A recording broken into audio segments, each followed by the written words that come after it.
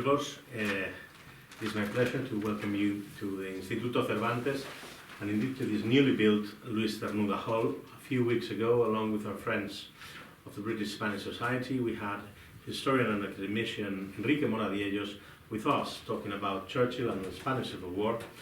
And today we are honored to have Professor Felipe Fernández-Armesto, a top scholar and one of the most celebrated historians of our times. Thank you very much, Felipe. Muchas gracias, Professor, for launching your new book with us. There are not that many people who embody British-Spanish connections like you do. And of course, a big gracias to all of you who are attending after the bank holiday. And the Instituto Cervantes team, of course, I want to thank them as well, because they have helped setting it all up with their usual brilliance. It wasn't that long ago that I attended the launching of Professor Fernández-Armesto's latest book, and it gives you a hint of his intellectual drive, the fact that he has just written another, namely Straits, The Myth of Magellan, the book that has gathered us today. I have to say, dear Felipe, that even though I am a devoted reader of many of your books, your pace makes it almost impossible to follow you, but it is of course better to complain of that rather than of the opposite. Professor Fernández-Armesto began his teaching career at the very prestigious Charterhouse School, and he has spent most of his time afterwards teaching at Oxford, where he was an undergraduate and doctoral student. After occupying chairs at Queen Mary in London with much missed Trevor Dodson, among others, and Tufts University, he joined the history department at Notre Dame in 2009. He has ever since spent half of his time in London and half in the US, in Indiana, when he was not receiving one of the many awards and honors he has received. It is worth mentioning some of them, which bear witness to the impact and quality of his research. For instance, the Grand Cross of the Civil Order of Alfonso X, Spain's highest honor for contributors to science, scholarship, education, and the arts, the honorary doctorates from La Trobe University and the University of the Andes, the John Carter Brown Medal, the Caird Medal of the National Maritime Museum, and 2 Spanish national prizes, one for research and also one of gastronomy, following his history of food. Author of dozens of books, it is impossible to mention all of them, but it's also worth pointing out that Felipe Fernández-Armesto's scholarly interests have not been restricted to early modern history and the Atlantic empires. In fact, he has also extensively written about history of knowledge and language, history of food, and even a history of England. To mention but a few of his titles, we could start with his early output, Ferdinand and Isabella, from 1975. You were very young, so it's quite impressive. And then carry on with gems from the 90s, like his Columbus or his Barcelona, or hits from the turn of the century, like Civilizations and, again, Food, a History. It seems I'm somehow obsessed with this book. In more recent times, he has published to great acclaim books like Our America, a Hispanic History of the United States, or Out of Our Minds, What We Think and How We Came to Think It, which is the book that I talked to you about earlier that was launched, I think, shortly before the pandemic. In this latest volume, Straits, not the Myth of Magellan, but beyond the Myth of Magellan, Felipe Fernández-Armesto draws on meticulous research to conduct an investigation into Magellan's life, his character, and his ill-fated exploration, showing that he was less focused on circumnavigating the world than in other not-so-holy enterprises that he will tell us about. That's all from me, queridos amigos. I hope you have an inspiring evening.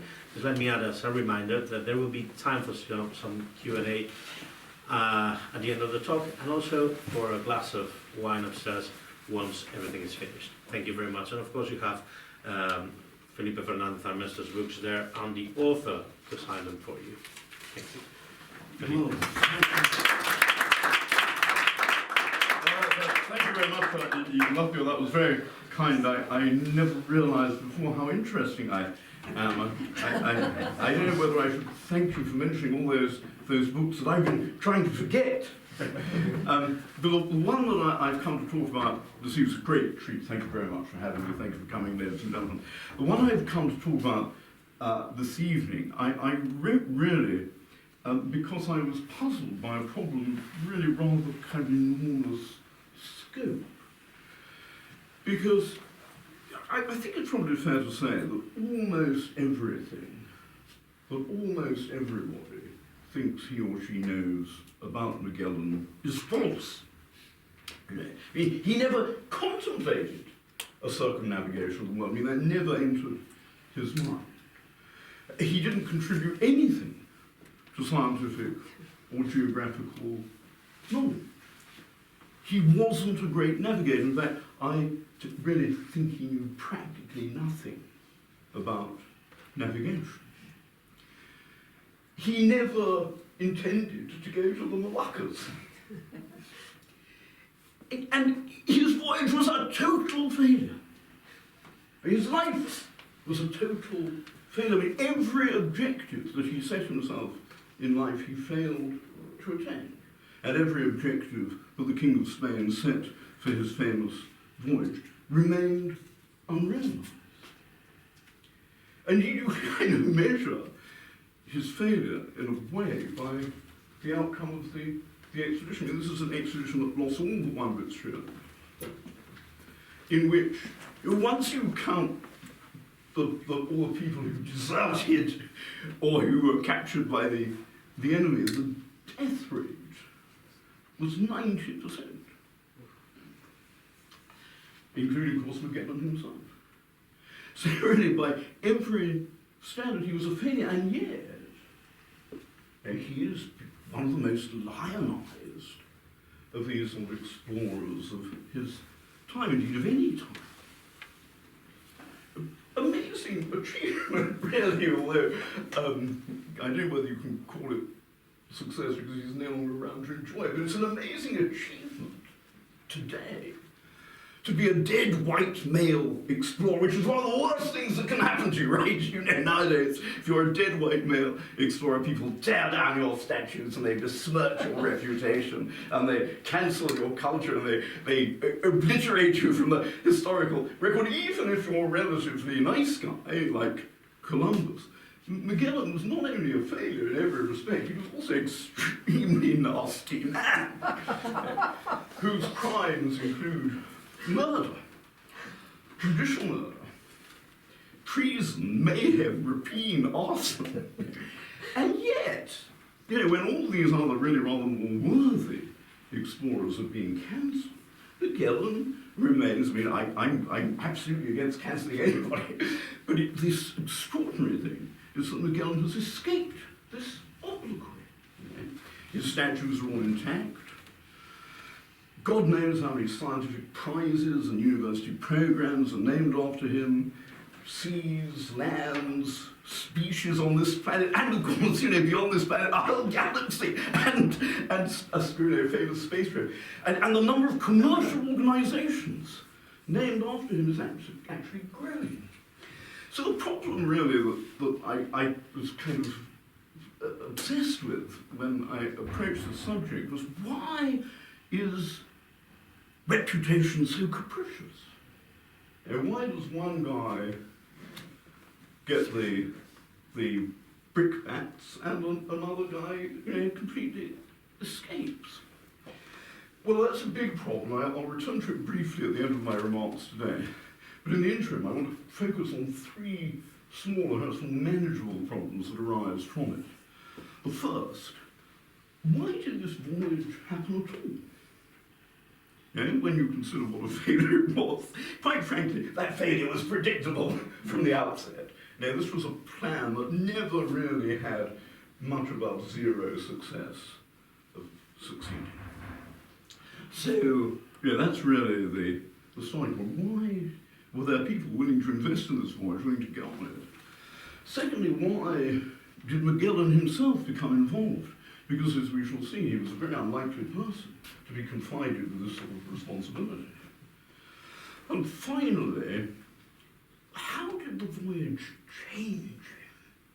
Because one of my dissatisfactions with my predecessors, because a lot of people have written lives of Magellan. One of the reasons why I think they're all very bad is that they present a very static, image of this heroic guy who never changes. But of course, life isn't like that. We all change. And if you go on one of these voyages, which are terribly long, Magellan spent longer at sea, Magellan and his men spent longer at sea than anyone we know about up to that time. And you're still a small, stinking ship, sharing the space with a lot of rats and villagers and people who hate you. Of course, that sort of experience is bound to sear your character and make you change. So those are three problems I'm going to try and approach. And what I want to start with, obviously, is why did the voyage happen at all? Oh my God, right, yes. So in order to, as Ignacio mentioned, I was educated at Oxford, and so I naturally have no technical competence. In order to appreciate the first of my problems, you really need to look at this image, because this helps you understand how hostile the context of the Europe from which Magellan set out was. We are looking at an image which is an example of one of the commonest themes in European art from the 14th century to the 18th, the dance of death. And this example comes from the Nuremberg Chronicle, 1493, saying Magellan's little boy at the time this example was published. And I love it because if it weren't such a terrible pun, I would say that all these sort of skeletons and cadavers are exhibiting enormous joie de vivre. They're really enjoying themselves. And one of the great things about this example, this tradition, is that here you've got the words of the song to which they're dancing. And you can see it begins, morte nihil melius. There is nothing better than death. And he goes on to explain why. Because death is just. He doesn't respect seniority or rank or wealth. He's egalitarian. He liberates prisoners from their prisons and the sick from their suffering. He visits everybody. He performs all the works of mercy that Christ enjoins upon us. And obviously, this is meant to be funny. But it's not the kind of humour that we easily appreciate or respond to nowadays, especially in the United States, whereas Ignacio mentioned, I now have the, I would say, good fortune to work. We no longer appreciate the merits of death in the way that Magellan and his contemporaries did. And the reason they appreciated it was because it was so familiar to them. Magellan's voyage comes pretty much in the middle of what I call the age of plague and cold. The Little Ice Age, as climate historians now call it. Cold was one of the things that Magellan's men complained about most, which drove them to mutiny. And the Europe of this period was not only afflicted by these terrible environmental catastrophes, it was also very poor and backward. The reason why people wanted to go to the Indian Ocean and the Far East was because that was where all the world's rich economies and most attractive economic opportunities were to be found. And people in China and Islam and India and other cultures around the Indian Ocean looked down on Europeans as, poor and feeble barbarians, which indeed, by the standards of those greatest civilizations, at least they were at the time, or wetbacks. What we now call the Renaissance, actually, were traveling away from the West and seeking these. And of course, that's the vital context for understanding why this voyage happened at all. And the richest prize that attracted these wetbacks, if you're going to allow me to call them that, was this. if I can get there. Oh my God, yes, there it is. The Moluccas, the Spice Islands, I mean, that was what they called them. We're talking really about 5 islands in what we now call the Moluccas.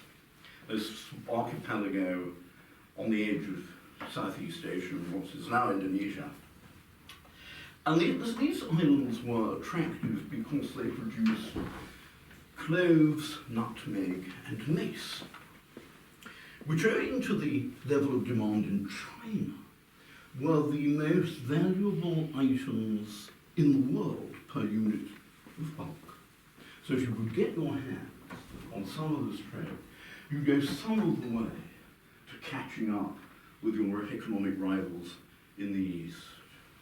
Because, you sort of think of Europeans at this period as rather like what we might think of as developing countries nowadays, desperately drilling for offshore resources. They needed to catch up with these richer competitors.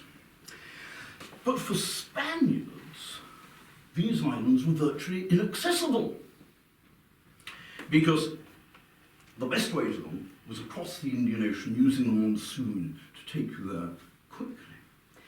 But the Indian Ocean was literally closed to Spanish shipping. I don't know whether... Perhaps I should just sort of stop. Oh no, I was going to say, perhaps I should just stop the leg there. Because, in the first place, well, you can see this is a map of 1516. This was actually made by Martin Waldseemüller, who's famous as the guy who made the first map in the world to show the name of America. And here you can see the King of Portugal, King Manuel the Fortunate, guarding the approach to the Indian Ocean around the Cape of Good Hope. And of course, that Spanish shipping was debarred from the Indian Ocean by treaty. So if Spaniards were to get a share of the trade of the Moluccas, the only way to do it would be to sail westwards from Spain, around or through the Americas. And people thought that might be possible, because some of them thought the world looked something like this. This is a map of 1520, it's another German map I showed. And you can see that the whole bases here are the Americas, and the Moluccas are about here. So you can see the whole basis on which Magellan's voyage was conceived, which was that of a small world, and therefore a navigably narrow ocean, here, what we now know as the Pacific. Of course, the world's dimensions were hugely greater than this theory supposed, and the voyage was actually impractical. But the theory that the world might be a lot smaller than it really is had been popularized by Columbus. Magellan, like many other navigators of the time, shared Columbus's notion of a very small world. And you can see that there's various possibilities of circumnavigating or penetrating the Americas. And indeed, in the years before Magellan came to Spain, the Spanish crown and the Spanish merchants promoted a lot of voyages in this direction with the aim of reaching the Moluccas, and they all came to grief, they were all disastrous. However, in 1514, one voyage reported that they had found a strait. And this is the only record we have of that voyage. It's in a German bit of printed ephemera. You can see the titles in German, Kopia der Neuen Zeitung aus Preselichland. And in this account, which incidentally was a voyage financed by the Spanish investor who contributed most after the king to Magellan's financing, according to this voyage, they found a strait through the Americas. And from there to the Moluccas, they said, was only 600 miles. Well, that's an estimate of about, underestimate by about 9,000 miles. But you can see why people believed it, because of course they invested so much hope in the prospect of perhaps, kind of muscling in on this fantastically wealthy trade. But if anybody had any spare cash, they were interested in taking what I think is fair to call a gamble on another such voyage. And indeed, the Crowns had a couple of voyages to avoid this, aren't they? And they also ended in disaster. And I feel, I can't absolutely prove this, but my feeling is that the Crown and the Spanish merchant class were looking for a stooge.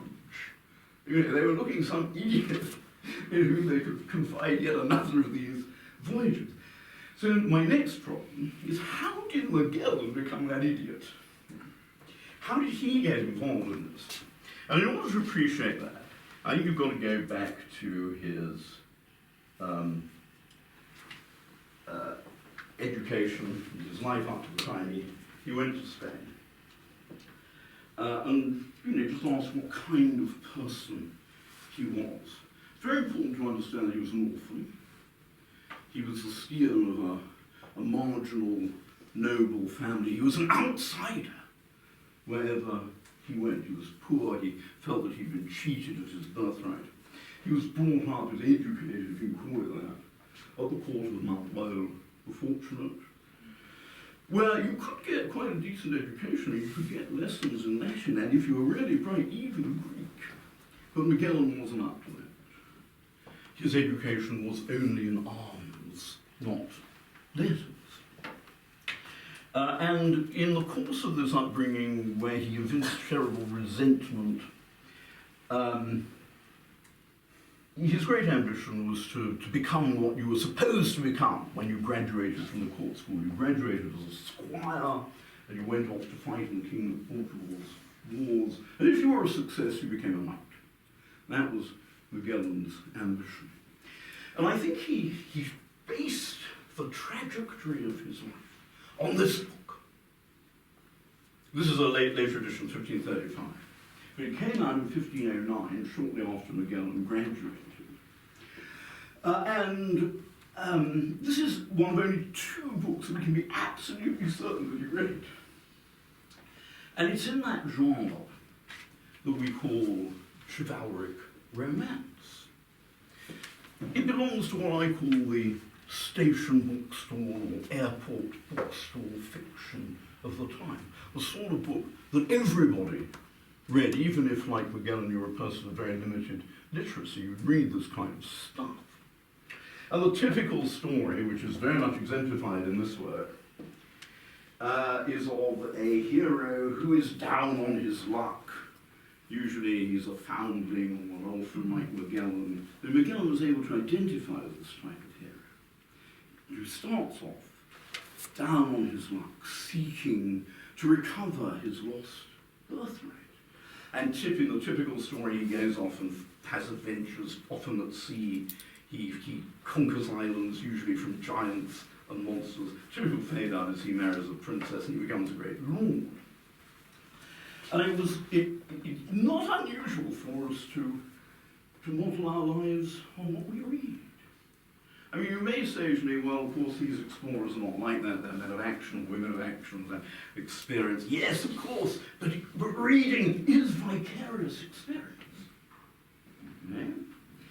And if your life broaches unexperienced frontiers, it is only in the world of fiction and imagination that you can find the models on which to base what you do. I know I'm a bloody intellectual, but when I say you are what you read, I hope, ladies and gentlemen, you can look into your hearts and admit that that's true. You know, we all become sort of dazzled by fictional heroes who we want to emulate in our own lives, and that's very much what happens to Magellan. Here you can see the hero of this book, Prima Leon, encountering one of the many giants that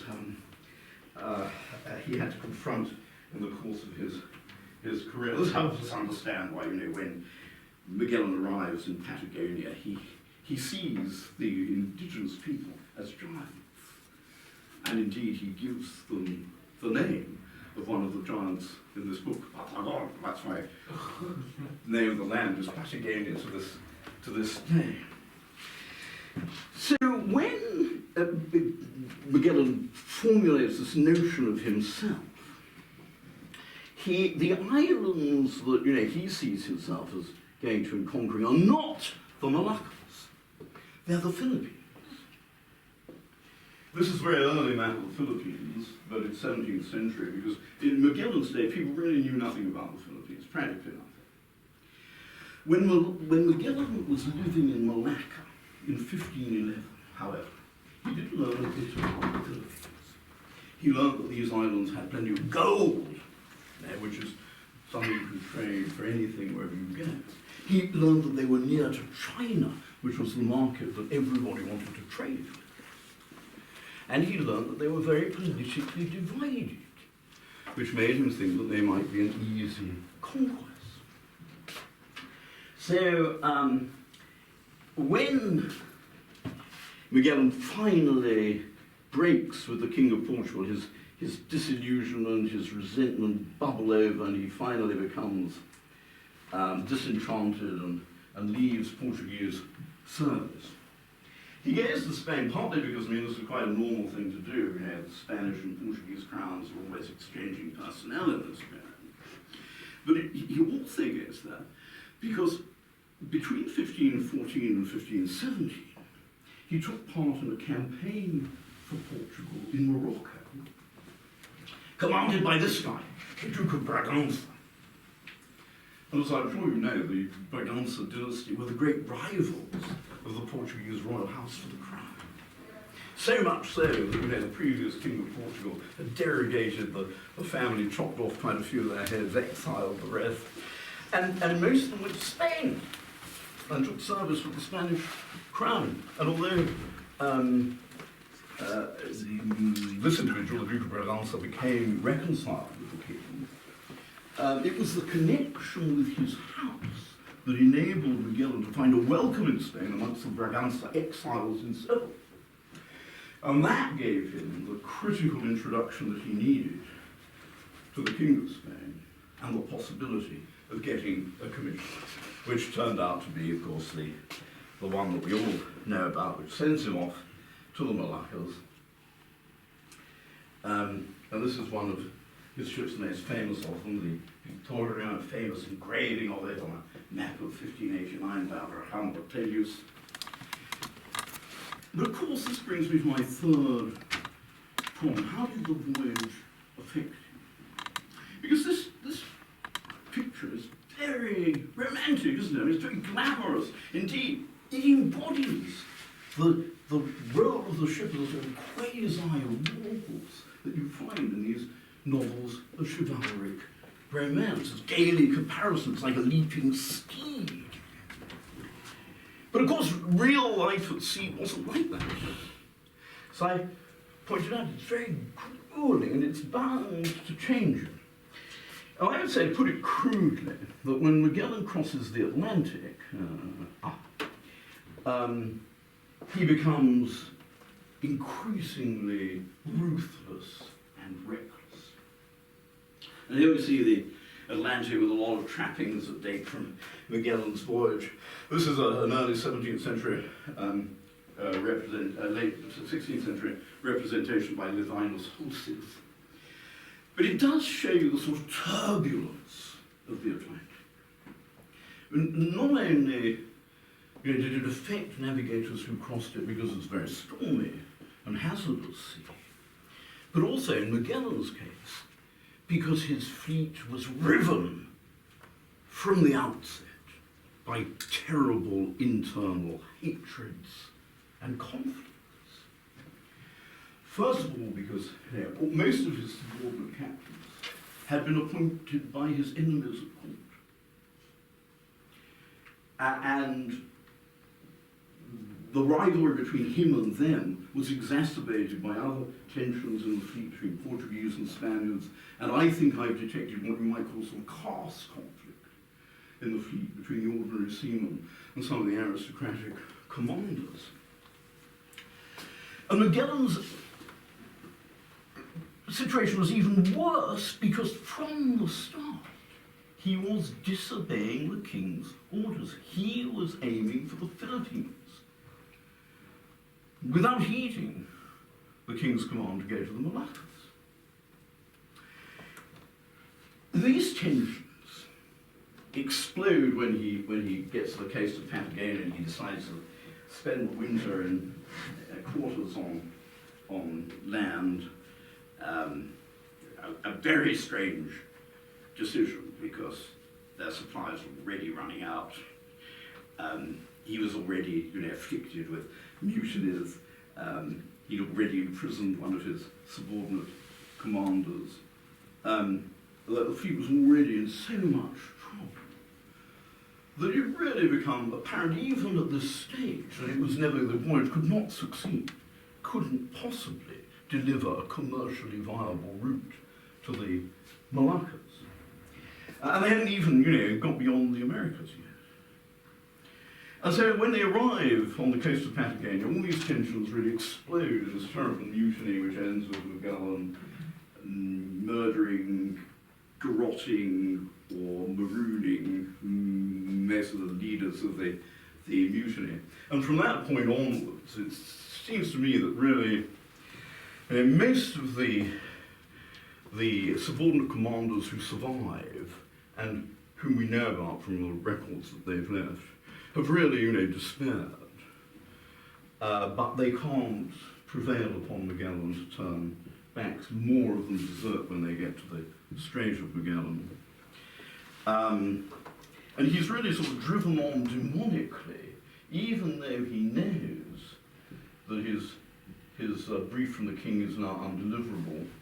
Of course, they travel through the strait. I've chosen a satellite picture because I think it brings out something of the kind of hostility of this environment, all these sort of, icy cliffs and very strange environmental conditions. The strait is really pretty much a wind tunnel with the wind in the wrong direction.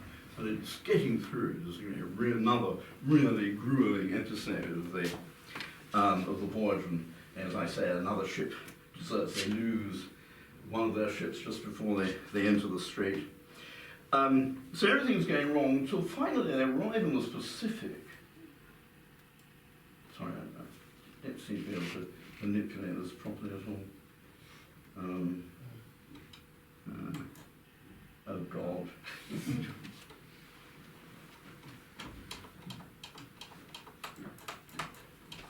Joaquin is already there. Might have to give up, sorry? Joaquin's already Oh, is he? Oh, right. Okay, so can we go to the next one? Oh, thank you. Yes. So when he gets to the... Oh my God, that's too far. Too far. No, right. No, yes. So when he gets to the Pacific, after a few days of very hazardous voyaging on a lee shore, Magellan and his surviving men experience this marvelous sensation of release. Because at last, after all these sufferings, they encounter a favourable wind. And they give thanks to God and that kind of stuff.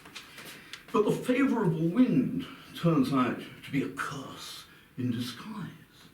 Because it unremittingly blows them deeper and deeper into this ocean that they'd never suspected existed. Deeper into disaster, deeper into danger, deeper into hunger. So by the time they actually make land on the far side of the Pacific, they've spent 97 days at sea and they're literally gnawing on leather that they've stripped off the ship's masts with guns swollen by scurvy. And of course, this has a further effect on Magellan's character. The Atlantic made him more ruthless and reckless. The Pacific makes him more religious. To the extent where, by the time he gets to the Philippines, he doesn't go to the Spice Islands. When he gets to the latitude of the Spice Islands, he just bypasses them and carries on, even though everybody's dying and suffering. And he carries on, goes to the Philippines. And the result is that he's And here you can see his track across the Philippines in a map of the early 1540s made in Venice. Battista Agnese made a whole bunch of these. Obviously, this is a purely notional route. And you can see that even in the 1540s, he greatly condenses the width of the Pacific. You know, it's made it about half its real width on this map. And when they complete the voyage, and they're in the Philippines, Magellan, I think, shows what I can only call a religious mania to which he's succumbed. It's very understandable. Now, I think most of us turn to God only when things go wrong. And you know, he honestly hadn't shown any religious proclivities up to this time, particularly his conventional piety. And he dedicates himself, you know, to the evangelization of the nations. In fact, he takes the job away from the surviving captains of the fleet, and he tries to monopolize the evangelization in person. He thinks he's performed miracles, and it's a very sad story of mental aberration. But he does retain an element of political shrewdness. Because I think he realizes, he is right about this, that these islands are ripe for political unification. And if he can find one of the rival kings and back him to conquer the others, then he'll have a puppet through whom he can rule the islands. Very characteristic conquistador strategy for those who know about the origins of the Spanish global monarchy. So that was quite a good idea, but he backed the wrong ruler. He backed a really rather weak king, which meant that he was then committed to fighting all these much stronger kings, in battle against one of whom, in the island of Mactan, he meets his death. You can actually see this is another engraving of Hosius, but it's based on a long tradition of earlier such engravings. And here you can see the battle in which Magellan dies, surrounded by, you know, a few faithful followers. And my account of this in the book argues that Magellan contrived this defeat deliberately, that he deliberately contrived his own death in battle. Because by this time he'd despaired of any success, and he knew that if he went back to Spain, he'd have his head chopped off because he'd disobeyed the king's orders, he'd committed treason for the second time in his life, and he had no chance of getting away with that. And he followed the models of chivalric romance. He followed the model of Prima Leon, the book that I showed you the frontispiece on earlier. And I think very consciously he was following a tradition which goes back to the story of Roland. Because you remember, Roland ends in that because he refuses to summon help. And that's exactly what Magellan does. He confronts a vastly superior force and deliberately refuses all offers of help. And so his life ends with what, you know, now in the wake of Elvis Presley's a similar recourse, you know, we call this a great career move. To die heroically was really the best thing that he could do. And it was, I think, the foundation of his apotheosis, and therefore, you know, part of the solution to my final problem, the problem that I started with, the problem of, you know, why is he so lionized to this day? But there's a further, I mean, that obviously isn't very much of an adequate explanation. I think there's a further point to be grasped. If we look at this, my last slide, last piece of art I'll show you. This is Stradamus's late 16th century engraving, which shows us Magellan as he would have liked us to imagine him. So here he is, dressed like a knight in a suit of armour. He did have a suit of armour aboard, which he wore for ceremonial occasions. He's manipulating all these scientific instruments, which of course he had no idea how to handle them at all. And he's surrounded by, you know, the turbulent strait, the fires of Tierra del Fuego, all these sort of natives and monsters, a mermaid here. He's been guided to the peaceful Pacific by Neptune and Apollo. Of course, the presence of Apollo clearly alludes, you know, to notion of circling the earth. But the real giveaway that shows us the text on which this engraving is based is up here. It's the rock with an elephant in its talons. An image which, of course, everybody knows comes from the Sinbad stories. And it's not in any of the accounts of, obviously Magellan's men didn't really see any rock. But this image is included and allegedly was seen by the members of the expedition in one surviving source, which is the account of the voyage by Antonio Pigafetta, a Vicensan gentleman who took service with Magellan, he said, in search of knowledge and adventure, and who became enthralled, captivated by his command. And Magellan, you know, for all the faults that I described to him, did have some good qualities, of course, one of which was kind of charisma. He had, when he inspired loyalty, it was, you know, very often very deep loyalty. And Pigafetta wrote the account of the voyage, which has dominated the historiography until now, in which all of these heroic elements are foregrounded. You remember, ladies and gentlemen, that Winston Churchill said he didn't fear the judgment of history because he intended to write it himself. Well, Magellan wasn't up to that, but he did have Pigafetta to write it for him. And I'm afraid, you know, I mean, I'm standing here before you telling you the truth about Magellan trying to kind of demolish all the myths, but I know in my heart that my account of this voyage is never going to have the impact that Pigafetta's has had, you know, over 500 years. It's dominated the historiography, has created and nourished the myth. And one of the sad things about my profession is you rapidly learn, if you're an historian, that myth is more powerful, more deeply loved, more capable of arousing emotional investment than the truth, and I'm afraid ultimately invincible.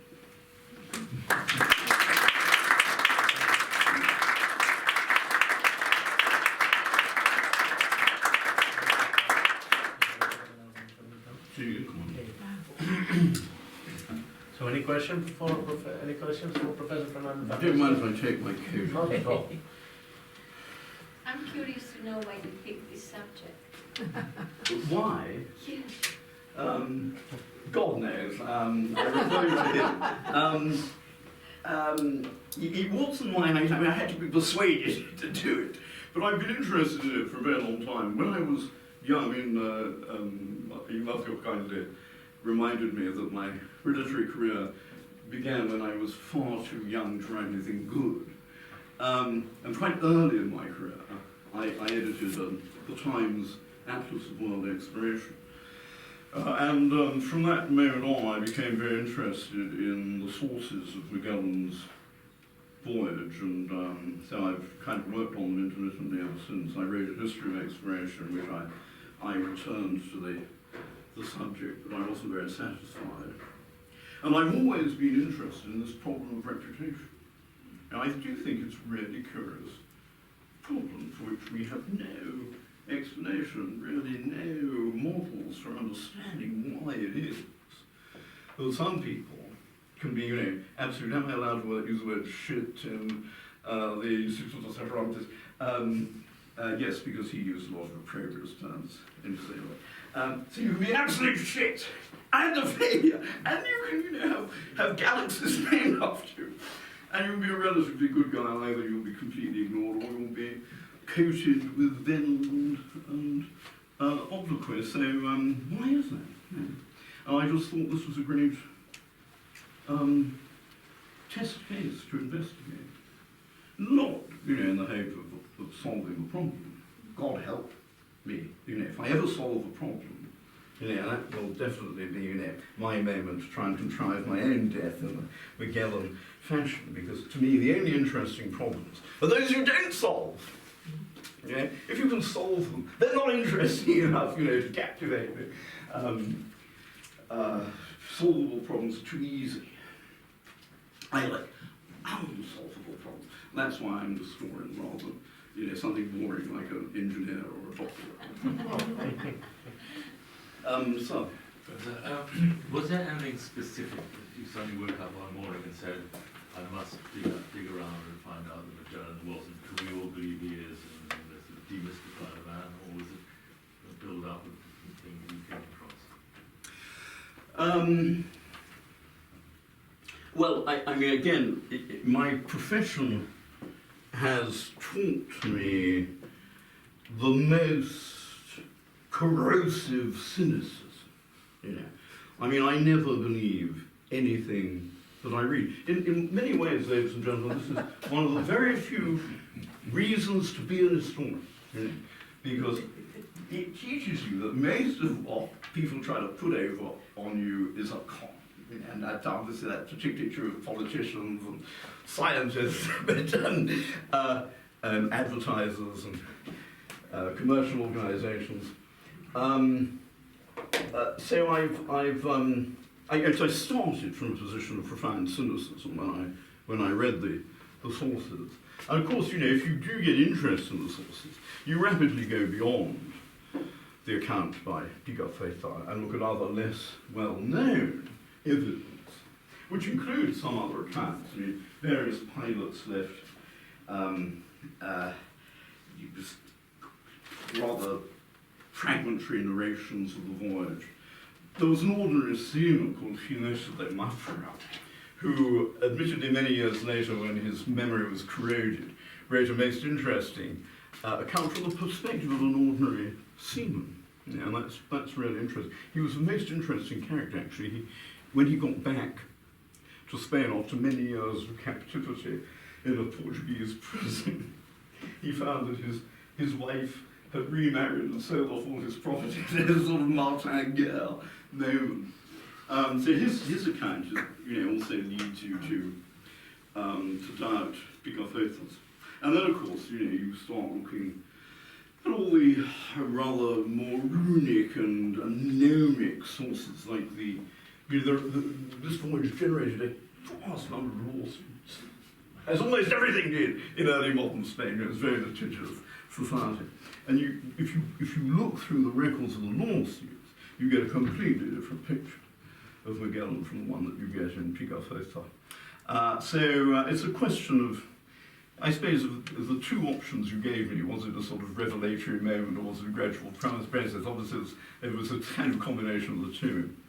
And you know, if I come back to the reasons for my basic skepticism, when I was a little boy, my mother came back from a trip to Paris and gave me a book to help me with my French. It was called Pages Glorieuses de l'Armée Française.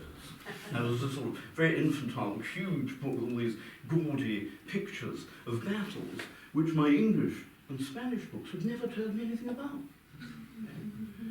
And I think it was at that moment that I became an historian, because I realized that, you know, no single one of these sources can be relied upon, and to get the truth, you had to look at the English, Spanish, and French books. So I've just been following the same principles since I was 5 years old. I thought there was a raised hand over there. I was going to ask you, I mean, in Britain, we love failure of adventure, don't we? And death, like Scott. Yes. And so on. So it's, I mean, part of that is what it makes something romantic. Absolutely, that's why it's a good career move, especially in the history of exploration. I mean, I think that there are certain cultures of which the British, say English culture is one, that does idolise romantic failure. Japanese also, the Japanese love noble failures, like a book by Ivan Morris, The Nobility of Failure, which traces this tradition in Japan. It's also true of Spanish culture. That's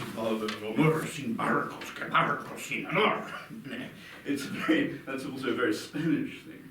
I don't think it's universal, but I think there are certain cultures of which you've mentioned one that are very susceptible to enthrallment by failure. So, Time for another question, and I think we should go. For the volume of the wine. was the impact of Magellan's journey in Spain versus Portugal at the time? And I wonder this because, obviously in today's times, Magallanes is revered in Portugal, although he was a traitor to his kingdom. Yeah. And in Spain, Magallanes is a secondary figure to Elcano. But it must have been very different at the time, mustn't it? Well, I mean, obviously, Magellan was reviled in Portugal as a traitor. That was already the case before he set off on the voyage. And you know, there was this correspondence in which his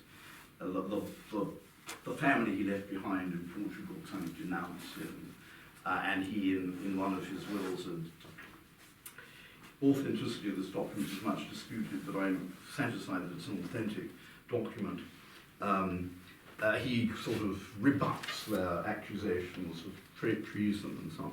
So Magellan's already, sort of cut out of the Portuguese pantheon, and he doesn't really return to it.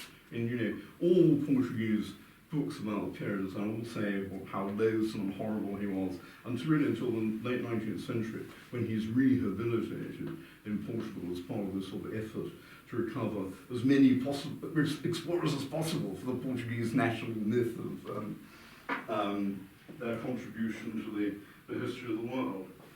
But in his own day, his voyage really doesn't have any impact in Portugal.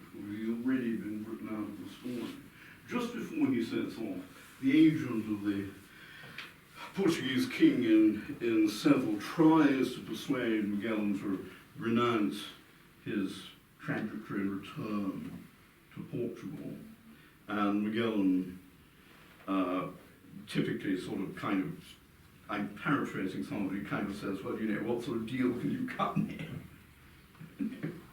But they can't offer him anything that's going to satisfy him. And he refuses to return to Portuguese allegiance. And very interestingly, one of the reasons he gives for not going back to Portugal is he says to the king's agent, when I'm at sea, I shall be able to do what I like. And in a way, that sort of encapsulates his ambition. And it helps us understand why the voyage was so full of bloodshed and mutiny, because from the very first, he was struggling to monopolize power over the fleet in his own hands. So I think that there's no chance of this having any impact in Portugal. He had surprisingly little impact in Spain, because the voyage was a disaster. Another of the myths is that this voyage made a profit. It didn't. That myth is based on historians' misreading of some accounts that were made up in 1537. The voyage also, failed to make money. In fact, they had very substantial losses, tremendously expensive investment.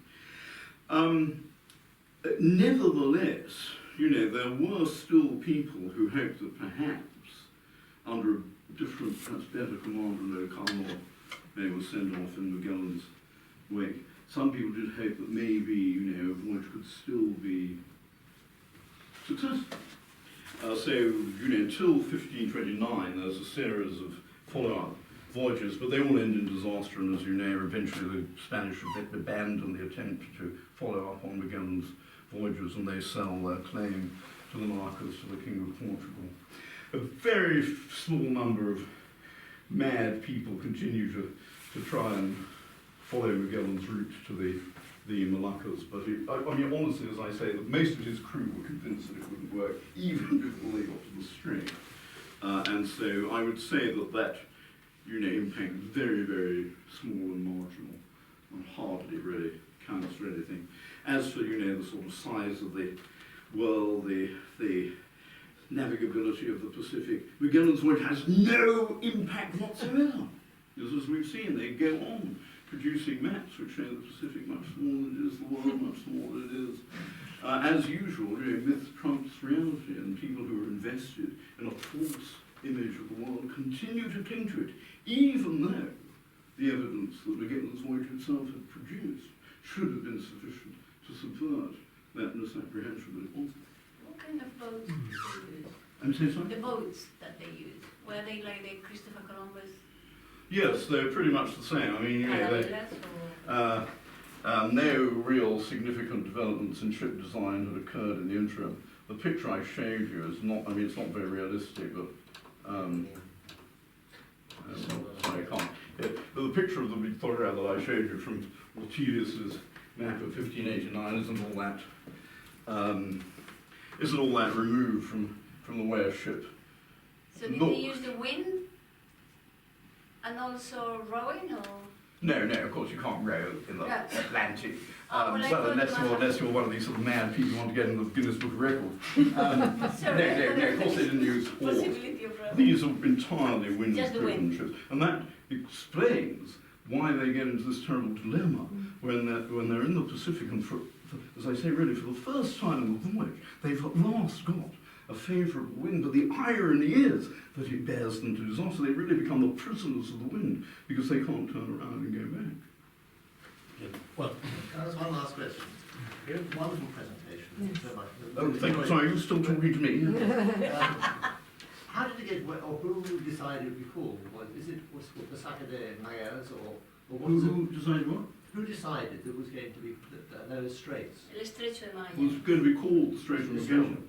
Well, Magellan himself called it the Strait of All Saints, the Straits of Todos los Santos, because I think that's because on the 1st of November,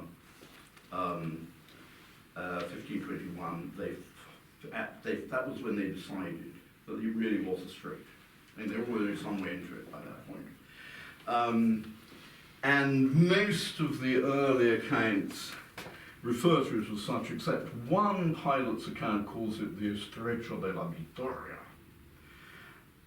And whether that's an allusion to the ship or whether it's the Santa Maria de la Victoria, which was the dedication of the friary where the crew made their vows and their last mass before they set sail. I don't know whether one can be sure about that. And the same source also says, and some people call it the Strait of Magellan. We don't know the date of that text. The first map that calls it the Strait of Magellan, if I remember right, is 1527. Well, thank you very much. Thank you.